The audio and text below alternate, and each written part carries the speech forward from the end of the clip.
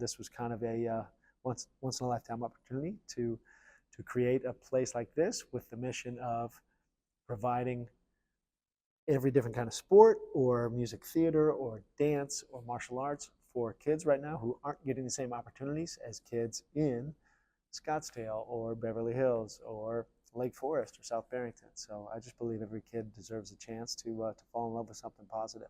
Sure. Well, in the intensive sports spaces, we have 4 basketball courts, which are a real high-level wood court from Counter Sports, and anything that I brag about in the facility was probably donated because we're a nonprofit in our budget. We've raised every dollar and we still have a loan that we're trying to pay off. So we are not a big fancy facility, but it looks like it because we've had so many good partners donate some great stuff for the kids. So we have really high level 4 basketball courts, volleyball courts, futsal courts. We can play pickleball in there. We can play floor hockey in there. And then we have the Turf Field House, which is the largest turf field indoors in Chicago, 110 yards by 70 yards with FIFA grade turf, a full Major League Baseball size infield, 4 motorized batting cages, motorized curtains. And one thing we know is that, we talked to a lot of kids when we were talking about doing this, and they said that they didn't feel safe playing out at a park in their neighborhood, which is tragic to me. So we wanted to build as much of this space indoors as we could, so that it'd be a safe space and a safe community and hopefully a neutral ground. I think it's a great start, giving people somewhere, like giving the youth somewhere safe to go.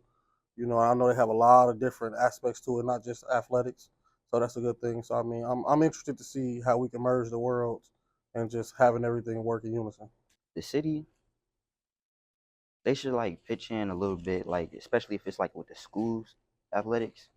The city should be able to pitch in, help out with school athletes, because I know a lot of people ain't really got it. Everybody ain't gonna have it for real up in this life, in this world.